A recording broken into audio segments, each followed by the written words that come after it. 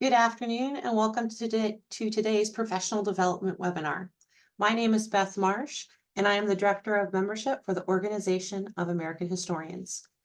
The OAH is the largest professional society dedicated to the teaching and study of American history. The mission of the organization is to promote excellence in the scholarship, teaching, and presentation of American history, and to encourage the wide discussion of historical questions and the equitable treatment of all practitioners of history. The Organization of American Historians is located on the campus of Indiana University, Bloomington. We wish to acknowledge and honor the Indigenous communities native to this region and recognize that Indiana University Bloomington is built on Indigenous homelands and resources. We recognize the Miami, Delaware, Potawatomi, and Shawnee people as past, present, and future caretakers of this land. We are joined today by two representatives from the National Archives and Records Administration. Kara S. Blond is the executive for Presidential Libraries at NARA. In her role, Ms. Blond oversees 15 presidential archives and museums across the country that promote understanding of the American experience, preserve and provide access to historical collections, and create engaging programs and exhibitions. Before joining NARA, Ms. Blond served as executive director of the Capitol Jewish Museum, where she led the effort to envision, plan, fund, and build a new museum in the nation's capital. Previously, Ms. Blond spent 15 years at the Smithsonian Institution in key roles, including Director of Exhibitions at the National Museum of Natural History and Exhibit Development Manager at the National Zoological Park. At the Natural History Museum, she provided strategic direction for the exhibitions and public engagement program and managed key national partnerships. Ms. Blond received a master's degree in education, learning, design and technology from Stanford University, and a bachelor's degree in English from the University of Pennsylvania. Our second guest today is Brooke Clement. She is director of the Gerald R. Ford Presidential Library and Museum and has served in this role since September of 2020 in either an acting or official capacity. Brooke started her career with the National Archives as an archives technician at the Gerald R. Ford Presidential Library in Ann Arbor, Michigan. She then held archival and supervisory positions with the George H.W. Bush Presidential Library and Museum, the George W. Bush Presidential Library and Museum, and the Barack Obama Presidential Library. She earned her BA from the University of Michigan and her MA from Columbia University. And now I'd like to turn it over to Kara so she can begin the presentation. Thank you so much for joining us. Yeah, thanks for having me, Beth. And thanks everybody for joining today. As Beth said, I'm Kara Blond, executive for Presidential Libraries here at the National Archives. And while there are many presidential sites around the country, the National Archives manages the federal presidential library system, which includes 15 archives and museums that hold the records and artifacts of every president since Herbert Hoover. Let's see. There we go. The presidential libraries preserve and provide access to about 300,000 cubic feet of paper and audiovisual materials. We have 580 terabytes of electronic records and more than 700,000 artifacts, physical 3D objects that are part of our collections. And those collections are really right at the heart of our work. Inherent in those documents and the objects are the history of our modern American presidency and the stories of both the 20th and 21st centuries in our country. Historians have come to rely on the presidential libraries for your research to support your work. Documentarians use our media in their films. Museums and cultural sites worldwide look to our collections for primary source examples that they can display or share with their audiences. 12 of our libraries are also paired with museums, which feature exhibitions and programs and educational experiences to help our audiences really unpack the presidencies and find relevance to their own lives.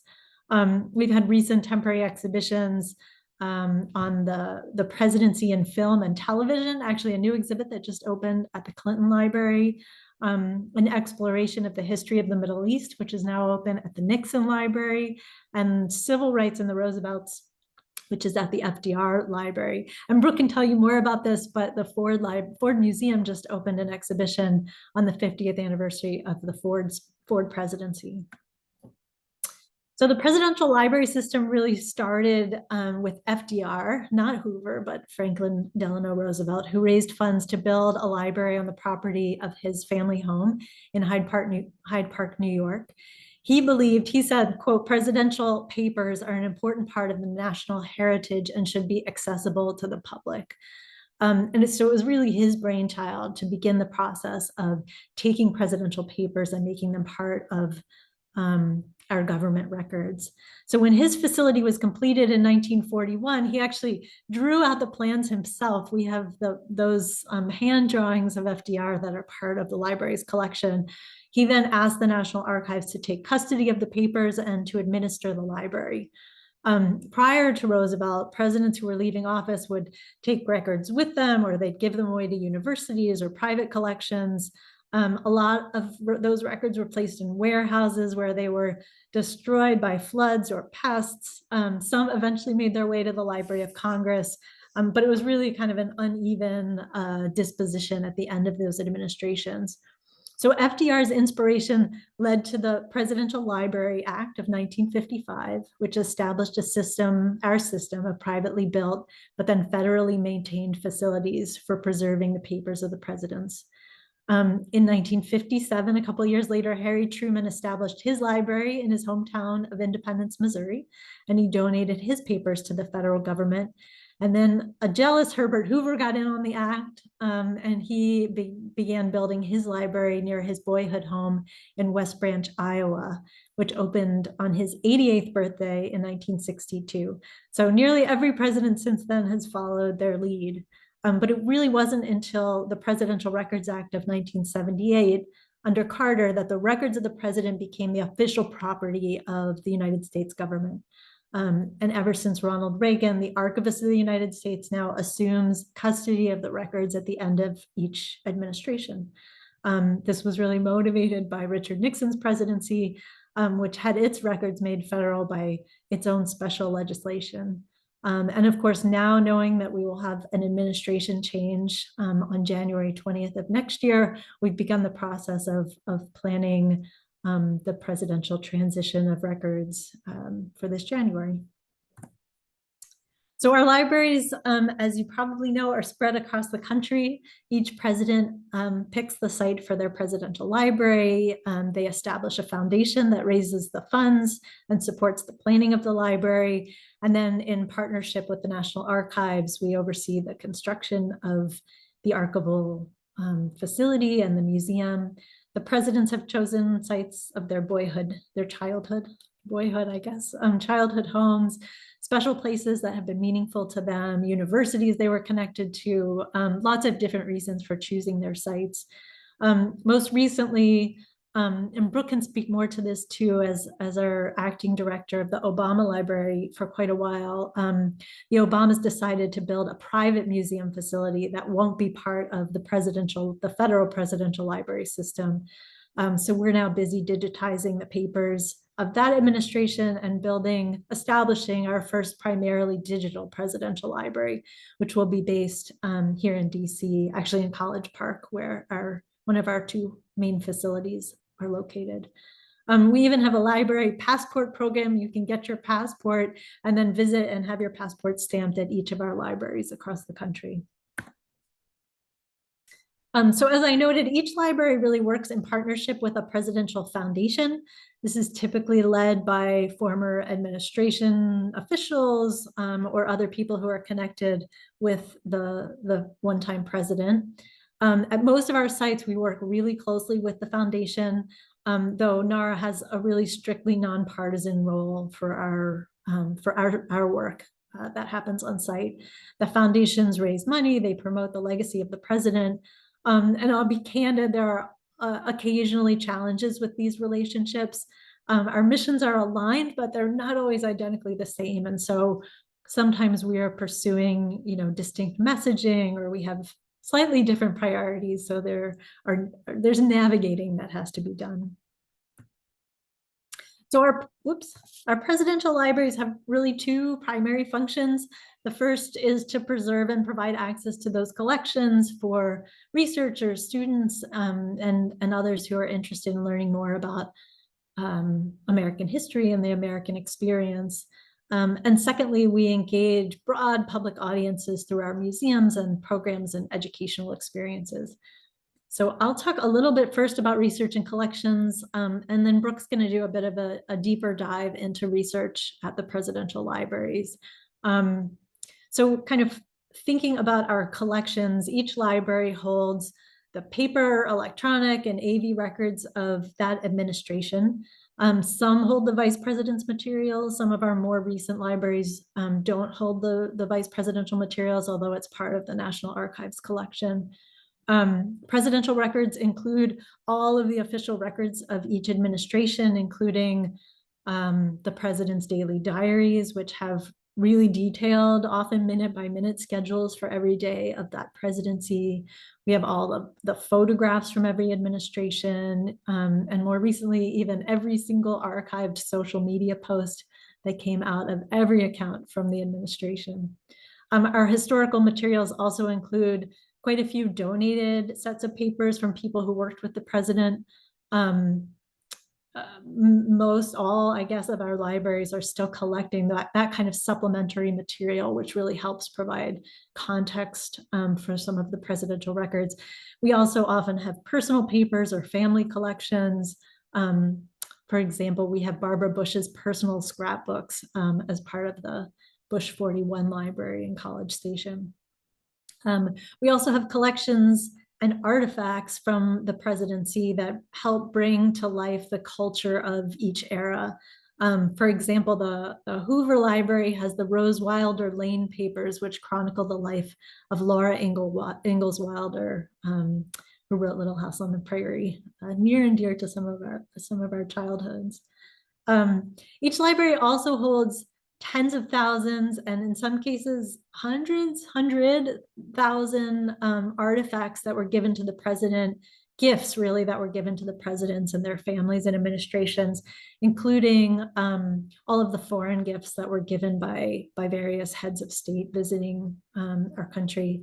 In some cases, the presidents have the option to buy those gifts from the government at a fair market value in order to keep them after the presidency, but everything else comes to the National Archives and is part of our collection.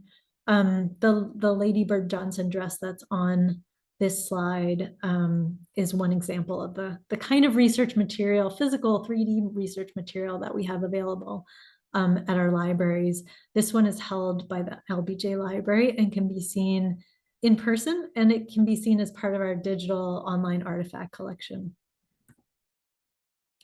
I'm going to hit quickly on FOIA, but Brooke can spend a bit more time, I think, sharing some guidance with regard to FOIA in terms of research. But all of the records subject to the Presidential Records Act are also subject to the Freedom of Information Act, which makes them available for inquiries and researchers 5 years after the end of each presidential administration.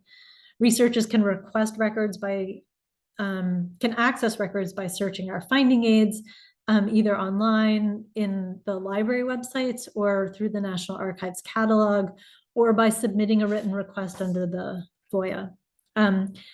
Just to note, before the records are released to the public or specific researchers, every page of every document has to be reviewed by our archivists in order to ensure that the relevant exemptions are applied to those presidential records and restricted from review. So it can take really extended periods to review some of our broad research requests, which can include just millions of pages of line-by-line review. So we have some staggering, in some cases, backlogs in order to respond to FOIA requests. So get as narrow as you can in the requests that you submit if you want responses more quickly.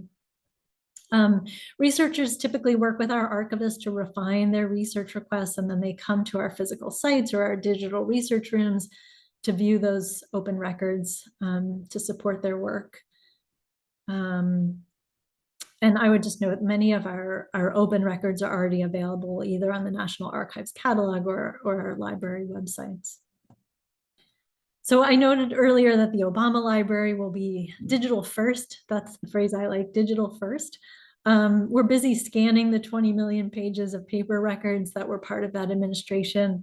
And then we'll be reviewing them to make them accessible on our online collections, through our digital research room and our online artifact collection. We'll also have online programming and educational experiences that will be part of the Obama Library experience. So even though the Obama Museum will be private, NARA has the full legal custody of all of the records and artifacts. As I noted, they'll all be here in College Park. And many of our records from the Obama Library were born digital. That's the phrase we use to include everything that was originally a digital record, and that includes about 300 million emails and digital documents from the White House. So it's pretty beefy. So I mentioned kind of the two parts of our mission. Really also key to the presidential libraries is public programming and our educational experiences. We've really particularly focused on civics education and the use of primary sources in the classroom at the heart of some of the education work that the libraries do. All of our libraries offer educational programming led by our educators. We have public programming and events that relate to the specific presidencies, sometimes the specific exhibitions that are on display, book talks, symposia, conversations with our archivists and curators, creative conversation with figures from the administration, cultural and family programming that highlight key milestones. So really the gamut of public programming. We also serve many students and teachers across the country as part of our educational mission. We provide lesson plans and curriculum guides. We host tons of field trips. We have virtual workshops and on-site games and simulations. Some really cool programming that's available on-site at the libraries. A couple examples, we have the situation room experience. I think that's what's in this image here at the Reagan Library that really challenges high school students to manage through a crisis at the White House. It's very cool. You receive text messages with different information for different characters that are part of this sort of gameplay experience. We have something similar called the White House Decision Center at the Truman Library, another really experiential learning simulation that's set in a recreated West Wing. And then virtually, we have a pretty substantial civics education program called Civics for All of Us. We're doing online civic literacy and engagement workshops for students and teachers that really emphasize some of our country's founding documents and their connections to modern day issues. This is kind of a funny slide, but just in terms of where we fit in within the National Archives, our Office of Presidential Libraries that I oversee is, we're sort of an independent office under the Chief Operating Officer who reports to the Archivist of the United States, Dr. Colleen Shogan. And then all of the library directors on the right there report in to me and my office. So I'm happy to take questions. Maybe we'll hold them till the end of Brooke's presentation, but you can also find more information online, archives.gov, at the National Archives catalog and all of our library websites, or you should feel free to reach out to us with additional questions. The libraries are really talented at helping to respond to incoming inquiries from researchers and students. So I think I'll stop sharing and turn things over to Brooke, and then we'll make sure to make time for questions at the end. Brooke? Sounds good. All right, let me get my screen up.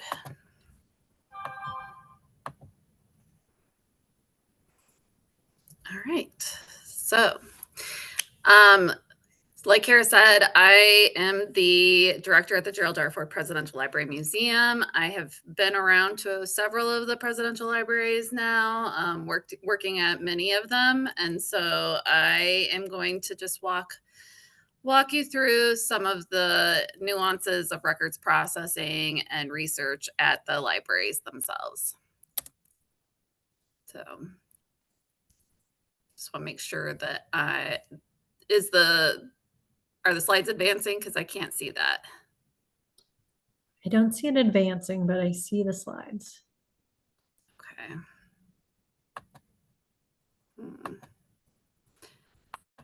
Let's see. There it goes. Okay.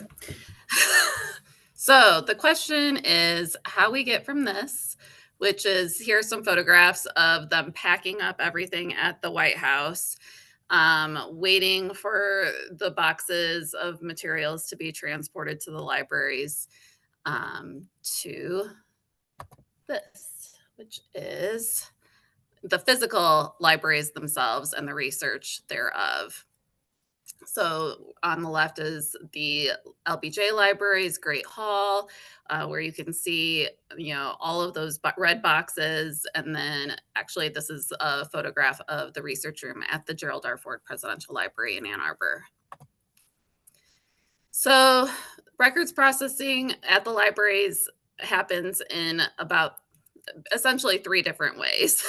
So, as Kara mentioned, there are the deed of gift libraries, which are those libraries that fall under like the FDR model, which was that the presidents donated their records to a physical library space that they privately created and then turned over to the National Archives. Those are represented on this slide by the orange.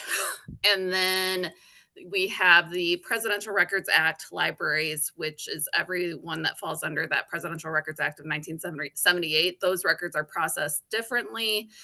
And those are in blue here. So Ronald Reagan Ford are considered Presidential Records Act libraries. And then, as Kara mentioned, Richard Nixon's library is a little bit different because many of his records fall under the Presidential Records Materials and Preservation Act, which we lovingly call PRMPRA.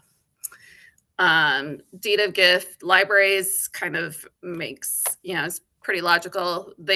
All of those records get processed under the donor's deed of gift. So they're specifically, there are going to be specific items that they maybe call out in their deed of gift that would, require us to potentially close materials.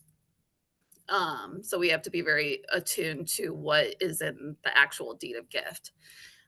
In the PRMPRA model, that act specifically stated that anything related to the abuse of governmental power and or Watergate, those all had to be processed and released to the public in advance of anything else. So, and then the Presidential Records Act libraries, as Kara briefly mentioned about the Freedom of Information Act, those records are subject to the Freedom of Information Act 5 years after the end of a presidential transition. So the most recent one was Barack Obama. His records became subject to the Freedom of Information Act on January 20th, 2022.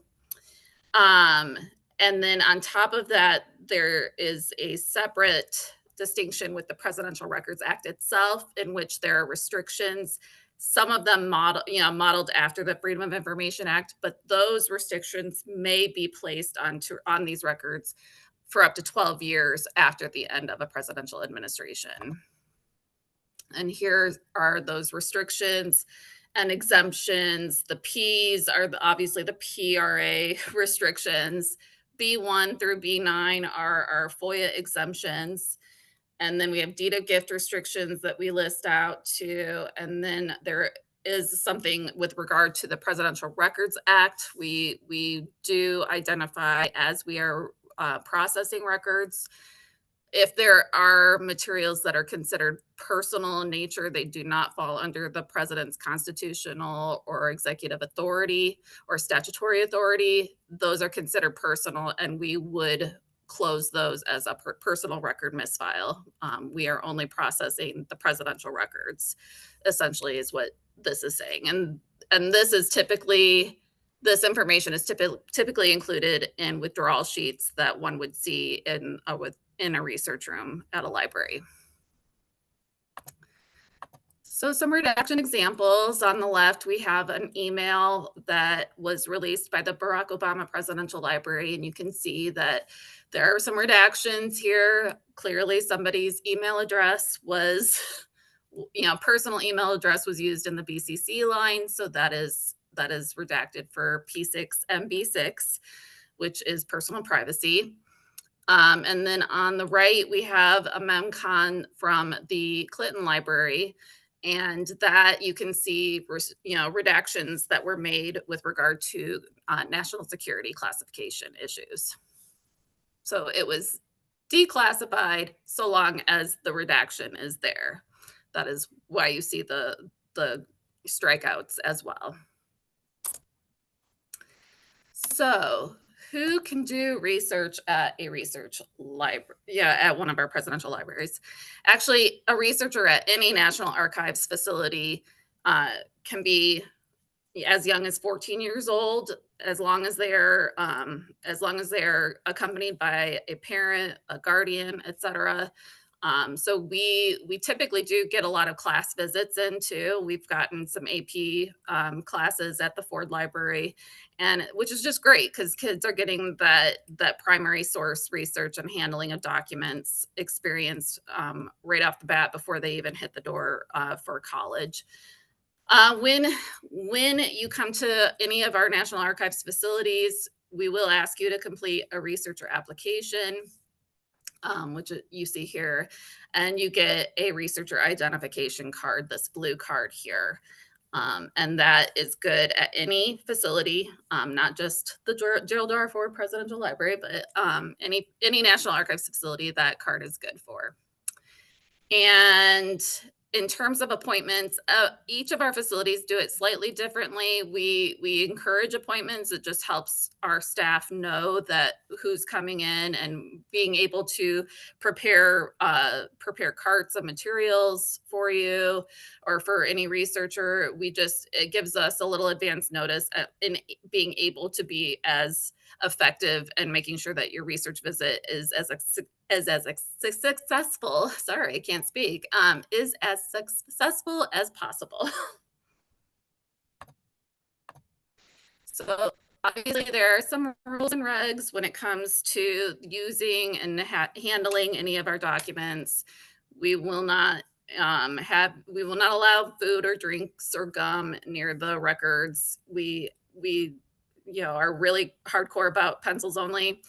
And then we also strictly do one box, one folder at a time at your desk. Now you can have a full cart of materials, but when you are going through the materials themselves, we ask that you put the box on the table and then only take one folder at a time. And obviously handle the documents with care. We also do reproductions. We have noted at the Ford Library, at least, that a lot of our reproductions have gone down in terms of the use of an actual self-service copier. We still have one in our research room, but it doesn't get utilized very often any longer, because we know we do allow for digital cameras, smartphones. People are really using those as they're researching. It speeds things up, and we're more than happy to help them with that. We've also had people bring in flatbed scanners and do their research that way. Those are more than acceptable. Scanners are good so long as we give them the okay. And we also, can make any of our audiovisual materials, photos, video, we can do reproductions of those as well. And so the ultimate goal of all of this is to also not only be a resource, a physical resource, but also to be a digital resource. And so, Kara was mentioning the National Archives catalog, which is at catalog.archives.gov.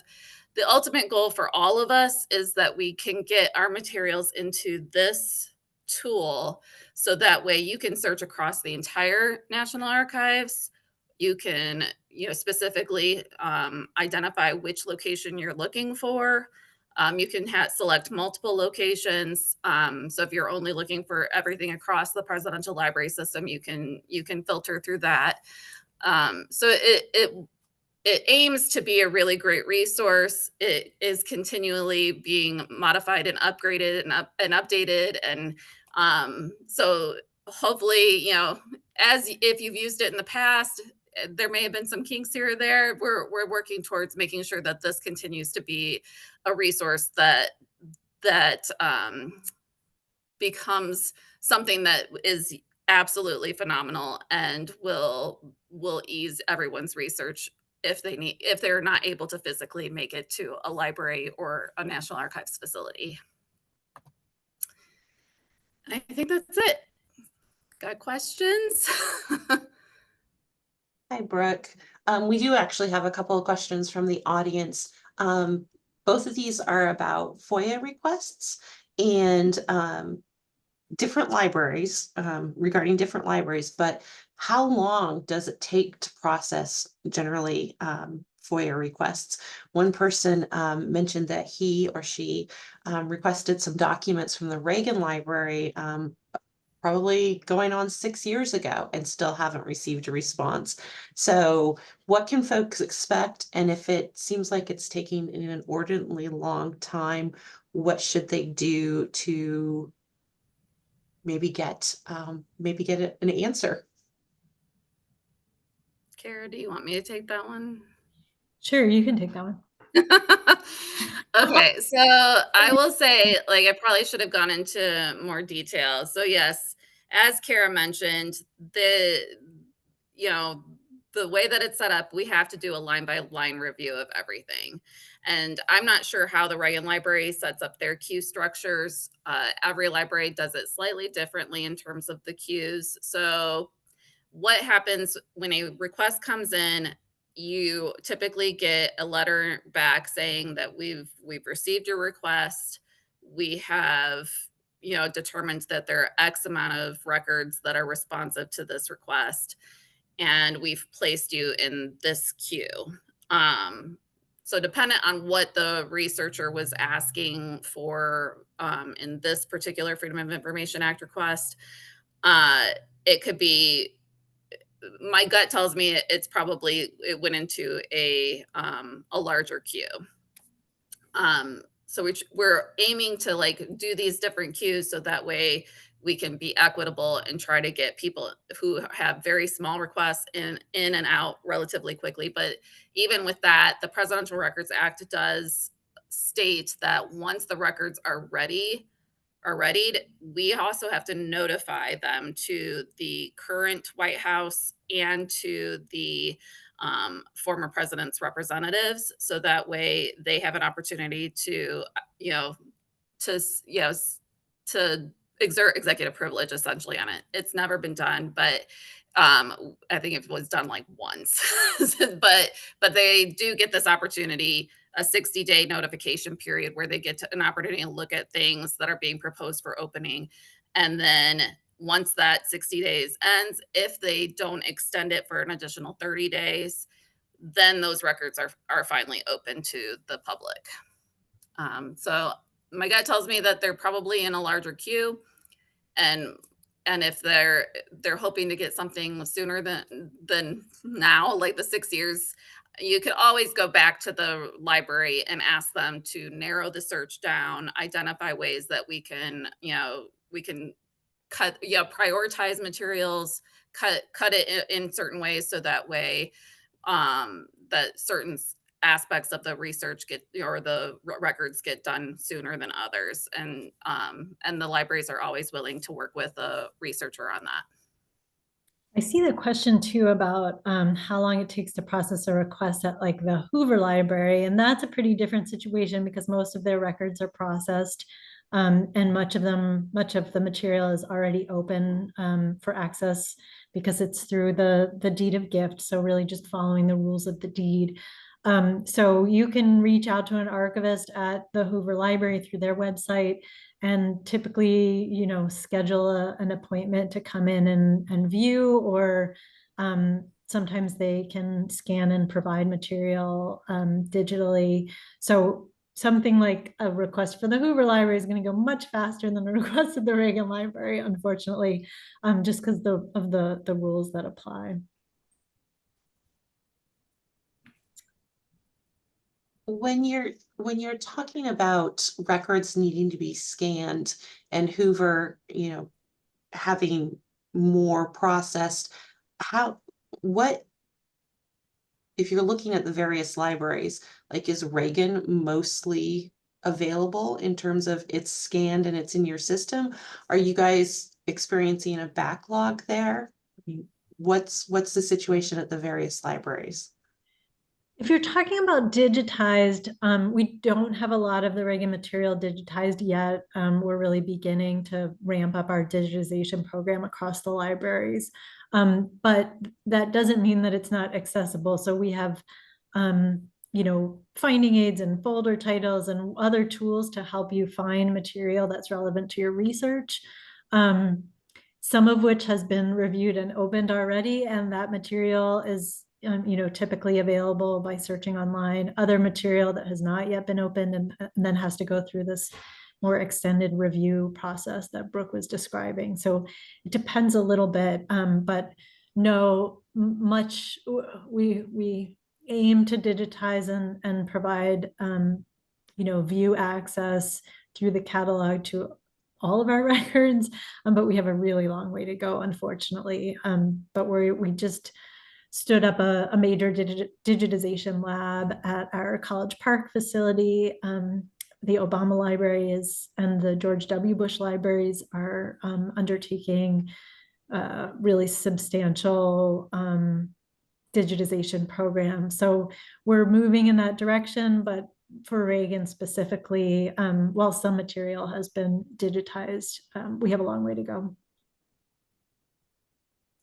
There's a question about declass here, standard declassification period.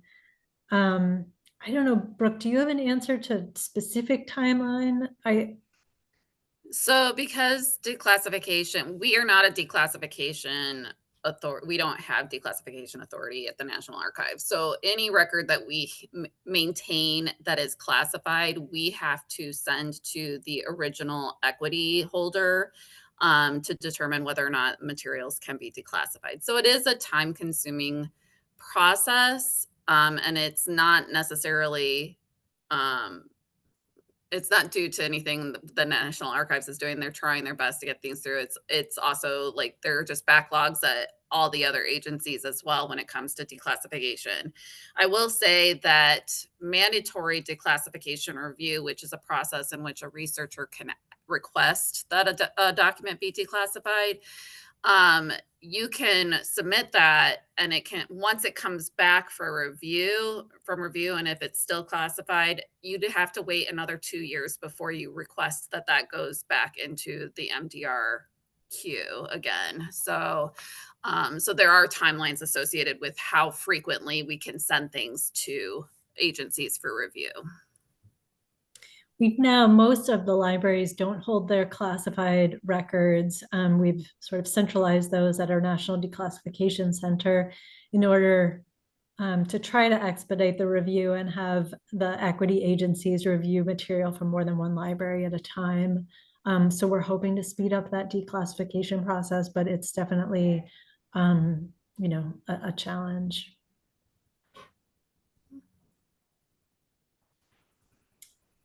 One of our viewers is interested in knowing if there are travel grants available to do on-site research at particular presidential libraries. Yeah, some of our libraries do. Brooks, you guys have grants for researchers at the Ford, right? Yeah, so I mean, it varies from library to library, and it those usually are dependent on the foundation and how much their foundation grants that we help organize and facilitate then. But so I don't really know how it's set up at other libraries. This is the only library I've worked at where we had that set up. But I do believe that there are other libraries that have something similar as well. Yeah, there are several. The FDR library has micro grants. I mean, they're pretty small grants, but just to help support research activities. And you can look on the library websites to learn more about those possible opportunities. I see a question about who the employees of the libraries work for. So all of the staff of the presidential libraries are National Archives, federal government employees. Some of them are, there's lots of different sort of states of those positions, but nearly all are permanent federal positions that are located at our sites all across the country. Could you guys talk for a minute, maybe share some ideas if we have somebody who is a first-time researcher at one of the presidential libraries, what would be some, besides making a reservation, what kind of pre-work should somebody do or can do to get the most out of their trip and their visit to the library, to the archive?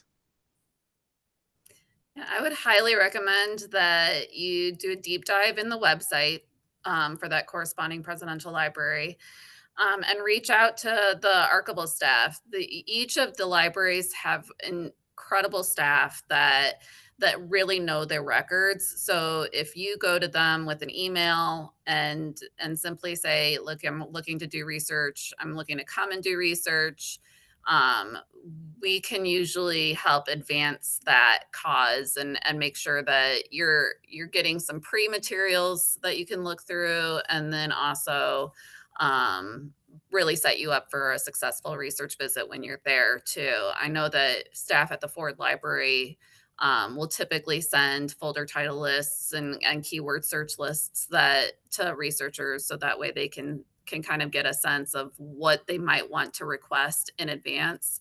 And that can be done pretty much, a lot of the new websites have that capability too, for researchers to really dive deep into like what it is that they're really looking for, and identify boxes and folders that they are going to want to look at first. So I definitely encourage you to start that conversation with an archival staff person as soon as you have an idea of what your research would be.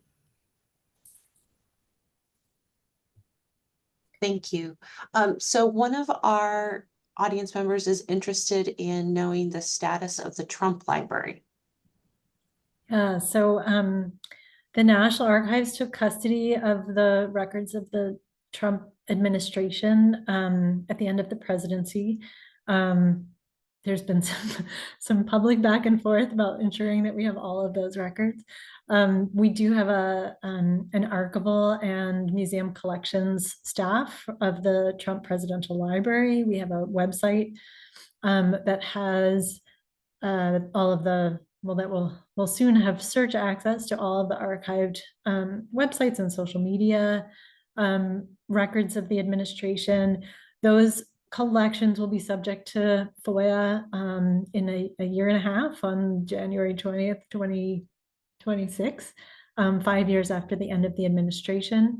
And so our archivists are currently really getting intellectual control over that collection, understanding what's in it and what materials in different parts of the collection. We're preparing to digitize that material so that it can be available more quickly online. Things like the Presidential Daily Diary and those researcher areas of particular interest are the focus of some of our early review work. So anything we can do to kind of get ourselves prepared for and get our team trained and ready to respond to FOIA requests. So it is, in terms of whether there will be a presidential library, we have not yet heard from the administration about what their intentions are, and that really does come from the president. So we'll see what the future is when the president makes a determination. But in the meantime, we have full custody of all of the records and artifacts from that administration, and they're all in our Washington, D.C. area. So if somebody wants to see something that is physical from the Trump administration, that those materials are going to be, as of right now, they're going to be held in College Park at Archives One. That's right. Our aim will be that it's a much smaller textual collection, a much smaller paper collection, obviously, than some of the earlier presidencies. So our hope is to have everything digitized early on, with the goal of being able to provide digital access once things have been reviewed and released. But yes, it will all be at College Park and in theory available for physical review. And is the Obama Library accessible now? I'm gonna let Brooke take that one. Okay. Yes, as records are being processed, we make sure that those records are available on the day that they are opened per the Presidential Records Act notification processes. So if you go to the Obama Library's website, you can search their digital research room. You can also search by FOIA request or staff member and office files. You can see all the work that they've done to release records over the past 2+ years, almost 3 years now. And once those are there, they're also making sure that they're getting those over to the National Archives catalog too. So everything that's being released at the Obama Library is being released digitally. That includes the textual records too. Those are being digitized and being made available to researchers in a digital format. So they are accessible. They are available on online research. Yeah, in terms of the Obama Museum, which is being built by the Obama Foundation, there will be a physical Obama Presidential Center in Chicago, a privately built and operated museum that won't be part of the National Archives, but we are hearing from them that it will likely open by the spring of 2026. So there will be a physical place to go, and we'll have a lot of our materials on loan to the Obama Foundation that will be on display at the museum. But our materials will all be in College Park by then. So this will be the first library or where you wouldn't go and visit to do research, correct? If it's private, it's separate, it's just all going to be online, is that correct? That's right. We've been talking about the possibility of having archivists on site to support researchers or students. But that's sort of an early idea that we need to figure out. But we still have an archival team behind the scenes, and they're available to answer questions and help support researchers. So you're not on your own. But yes, rather than a physical research room, Obama will be the first to have a digital, or already has a digital research room. Thank you. Just want to call for last questions. If we have any more, we have a few minutes left. And while we're waiting for the audience to chime in, Brooke, Kara, do you have any closing thoughts you'd like to share? No, I encourage everybody to come visit the libraries, either as a visitor to learn more about the presidencies and the eras of each administration. They're really fascinating experiences. I'm relatively new to this world. I've just been here for a couple of years and have had the great fortune of visiting all the libraries, and they're just remarkable kind of deep dives into each of those time periods of American history. And so they're amazing places to visit. Or as researchers, we really welcome you to make an appointment and come on in. Our archivists, as Brooke said, they just know their business so well, and they provide really excellent service. So feel free to reach out as you're beginning your research or continuing your research after 6 years, and we'll be sure to help bring out records that are relevant to your work. We did have one more question drop in.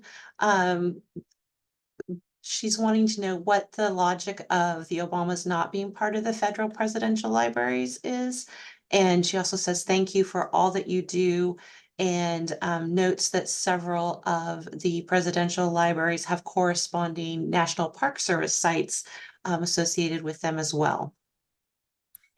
Yeah, I mean, as to the question about the Obamas not being part of the federal presidential library system, it was, I think sort of a twofold decision. There were laws that made the requirements for endowing the operations of presidential libraries to be really expensive. And so I think there was some financial figuring that happened with the Obama Foundation, the Obama family. But it was really their determination whether to build a facility that would then be turned over to the federal government, or to approach it differently. And I think part of the determination, sort of the second half, is that because so much of the material of that administration was born digital, was originally digital, and their interest in trying to make everything digitally available, this was kind of an opportunity to invent a new model for presidential libraries. And so I don't know that it was a determination not to make it federal, but there were a lot of factors that led to this sort of split approach of a federal and private entities being separate. And yes, we have a few Park Service sites that are that share facilities or share sites with the presidential libraries, including our Hyde Park site for the FDR Library and historic site. Our Hoover Library shares a site with the Hoover Historic Site, which is part of the Park Service. So we have just awesome partnerships with the National Park Service in those locations and some of the other presidential sites across the country. And another question came in, does the law dealing with abuse of power apply to Trump or only to Nixon? The laws that Brooke referenced, PRIMPA, are specific to the Nixon administration. So it's specific rules that applied for that administration previously. The Presidential Records Act is really clear about its rules and regulations, and that applies to every single presidency, Reagan forward. Those are widely applicable, but that PRIMPA law is specific to Nixon. Brooke, do you have something to clarify there? No, I think that did it well. I will just say, like, PRIMPA came in too because there was a concern that because the records were considered personal records of the administration at that time, that there was a worry that those records would be potentially destroyed. So that's where that congressional act came in on that front, because Presidential Records Act is now in existence. That would not apply to the Trump. Thank you both for being here, for joining us today and sharing this information with us. This was really helpful, and I'm sure our audience will agree. And thank you to the audience for joining us. Since this was recorded, this will be posted online, and everyone will receive an email when it is available on the OAH YouTube site. So again, thank you, Kara. Thank you, Brooke. And thank you to the audience. We will see you the next time. Thank you.